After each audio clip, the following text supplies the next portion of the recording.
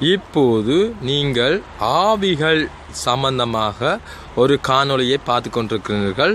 நான் இப்போது ஜெர்மன் மொழியில் சொல்லப்போனால் ஃப்ரிட்ஹோஃப் என்று சொல்லப்படுகின்ற ஒரு இடத்தில் நிற்கின்றேன். ஆவிகளை எல்லோரும் கண்ணால் பார்க்க முடியாது என்று சொல்கின்றார்கள். ஆனால் நான் இன்று உங்களுக்கு ஆவியை உங்கள் கண்ணால் பார்க்க செய்ய போகின்றேன். தயவுசெய்து இதை எல்லோரும் கூர்ந்து கவனிங்கள். ஆவியை கண்டு யாரும் பயப்பட தேவையில்லை. அது உங்களுக்கு எந்த ஒரு கெடுதலையும் செய்யாது. பாருங்கள், இப்பொழுது உங்களுக்கு நான் ஆவியை காட்டப் போகின்றேன். ஓகே, நீங்கள் இப்பொழுது ஆவியை கண்ணால் பார்க்க போகின்றீர்கள். யாரும் பயப்பட தேவையில்லை. ஒன்றும் சின்ன பிள்ளைகள் பயப்பட தேவையில்லை, பெரியாக்களும் பயப்பட தேவையில்லை. படிவா அவதானிக்கவும். இந்த ஆவி யாருக்கும் எந்த தீங்கும் செய்யாது. படிவாக பாருங்கள்.